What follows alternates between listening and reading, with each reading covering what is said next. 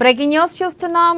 Congress party 119 నియోజకవర్గాలకు గాను 55 సీట్లను అభ్యర్థులను ప్రకటించింది. ఎట్టకేలకు కాంగ్రెస్ పార్టీ తొలి జాబితాను విడుదల చేసింది. ఈ నేపథ్యంలో ప్రధానంగా మనం చూసుకున్నట్టయితే మరి అన్ని సామాజిక వర్గాలకి తగు న్యాయం చేసిందా అని కొంతమేర సందేహం వ్యక్తమవుతుంది. అయితే ఈ మేరకు ఎవరైతే ఫస్ట్ లిస్ట్ లో పేర్లు వస్తాయనుకున్నామో దాదాపు వాళ్ళ లిస్ట్ ఇంతవరకు ఖరారు చేయలేదు. అయితే తుమ్మలకు గానీ అలాగే పొంగులేటి శ్రీనివాస్ రెడ్డి పేరు గానీ ఇంతవరకు కాంగ్రెస్ ఫస్ట్ లిస్ట్ లో విడుదల చేయలేదు. మరి ఈ మేరకు చూసుకున్నట్టయితే ఇతర పార్టీ నుంచి వచ్చిన నేతలకు కూడా కొంతమేర న్యాయం జరిగినట్లుగా కూడా తెలుస్తుంది. ఇతర పార్టీ నుంచి వచ్చిన నేతలకి ప్రధానంగా సీట్లు కట్టిబెట్టారు.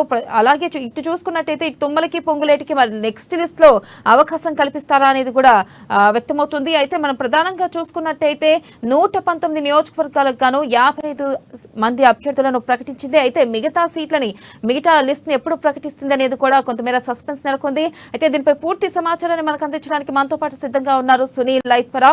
అయితే సునీల్ చెప్పండి, కాంగ్రెస్ 119 నియోజకవర్గాలు గాను 55 మంది అభ్యర్థులను ప్రకటించింది. అయితే ఇక్కడ చూసుకున్నట్టయితే ప్రధానంగా ఎస్టీ, ఎస్సీ అలాగే బీసీ సామాజిక వర్గాలకి తగు న్యాయం జరిగిందంటారు ఈ ఫస్ట్ లిస్ట్ లో.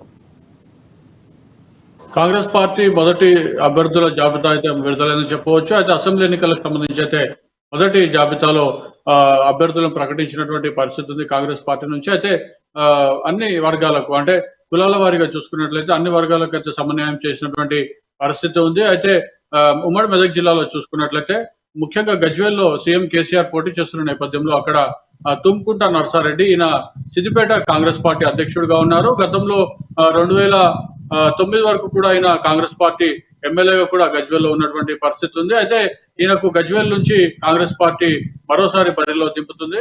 ఆయనకు సీట్ కూడా ప్రకటించినటువంటి పరిస్థితి ఉంది. అదేవిధంగా మెదక్ లో చూసుకున్నట్లయితే మైనంపల్లి హనుమంతరావు ఎవరైతే బీఆర్ఎస్ పార్టీ నుండి కాంగ్రెస్ పార్టీలో చేరినటువంటి మైనంపల్లి హనుమంతరావు ఆయన మల్కాజ్గిరి ఎమ్మెల్యే. అయితే ఈయన కుమారుడు మైనంపల్లి రోహిత్ రావు కూడా టికెట్ ఇచ్చింది కాంగ్రెస్ పార్టీ అధిష్టానం. అదేవిధంగా ఆందోళనలో చూసుకున్నట్లయితే మాజీ ఉప ముఖ్యమంత్రి సిడబ్ల్యూసి సభ్యులుగా ఉన్నటువంటి కాంగ్రెస్ పార్టీ నాయకులు దామోదర్ రాజనరసింహ కూడా టికెట్ ఇవ్వడం జరిగింది. అయితే ఇది ఎస్సీ రిజర్వ్ కావడంతో ఆయనకు టికెట్ కేటాయించారు. అయితే సంగారెడ్డిలో ఫైర్ బ్రాండ్ నేతగా ముద్రపడ్డటువంటి కాంగ్రెస్ పార్టీ వర్కింగ్ ప్రెసిడెంట్ జగ్గారెడ్డికి కూడా కాంగ్రెస్ పార్టీ టికెట్ కేటాయించి అదేవిధంగా జైరాబాద్ లో చూసుకున్నట్లయితే ఇటీవలే బీజేపీ నుండి కాంగ్రెస్ లో చేరినటువంటి మాజీ మంత్రి ఏ చంద్రశేఖర్ కూడా టికెట్ వరించిందని చెప్పవచ్చు. అయితే మొత్తానికైతే ఉమ్మడి మెదక్ జిల్లా వ్యాప్తంగా చూసుకున్నట్లయితే ప్రధాన సీనియర్ నాయకులుగా ఉన్నటువంటి వారందరూ కూడా అంటే వివాదం లేనటువంటి స్థానాల్లో అందరూ కూడా టికెట్ కేటాయించినటువంటి పరిస్థితి ఉంది. అయితే కొద్దిసేపటి క్రితం మనం దామోదర్ రాజనరసింహతో మాట్లాడడం జరిగింది.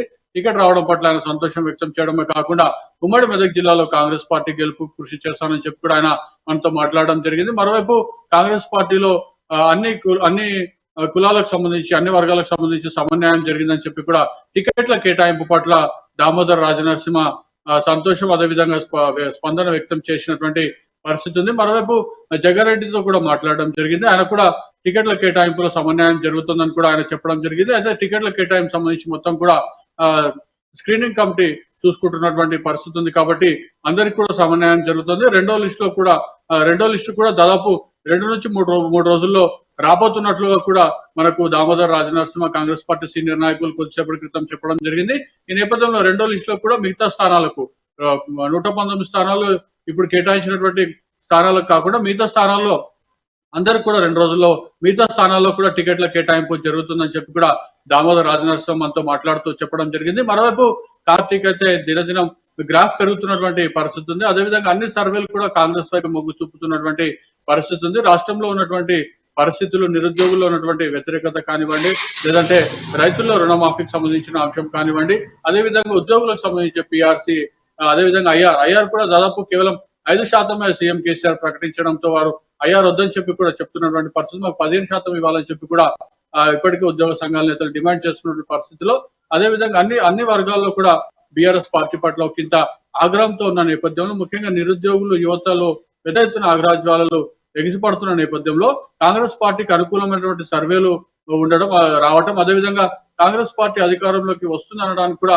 ఇవన్నీ దోహదపడతాయని చెప్పి కూడా రాజకీయ విశ్లేషకులు అభిప్రాయపడుతున్నటువంటి పరిస్థితి. మరోవైపు మనం ముఖ్యమైన అంశాన్ని చూసుకున్నట్లయితే కాంగ్రెస్ సీట్ల కేటాయింపుకు సంబంధించి అయితే ఆచితూచి అడుగు వేస్తుందని చెప్పవచ్చు. అయితే మైనంపల్లి హనుమంతరావు కుటుంబంలో మాత్రం ఇద్దరికి టికెట్లు కేటాయించేటటువంటి పరిస్థితి ఉంది. అయితే స్పెషల్ కేసుగా వీటన్ని మైనపల్లి హనుమంతరావుకు సంబంధించినటువంటి స్పెషల్ కేసుగా వీటిని పరిశీలించి పరిగణలోకి తీసుకొని ఒకే కుటుంబంలో ఇద్దరికి టికెట్ల కేటాయింపు జరిగిందని చెప్పి కూడా సమాచారం అందుతున్నటువంటి పరిస్థితి. మొత్తానికైతే గెలుపు గుర్రాలకైతే కాంగ్రెస్ పార్టీ టికెట్లు కేటాయించిందని చెప్పి కూడా మనకు అర్థమవుతున్నటువంటి పరిస్థితి. మరోవైపు ఇప్పటికే దామోదర్ రాజనరసింహ అయితే ఆందోళన నియోజకవర్గంలో పర్యటన ప్రారంభించారు. ఆయన గత కొద్ది రోజులుగా అక్కడ స్థానికంగానే ఉంటున్న నియోజకవర్గంలో ప్రచారం చేస్తున్నారు. మరోవైపు దామోదర్ రాజనరసింహ ప్రచారం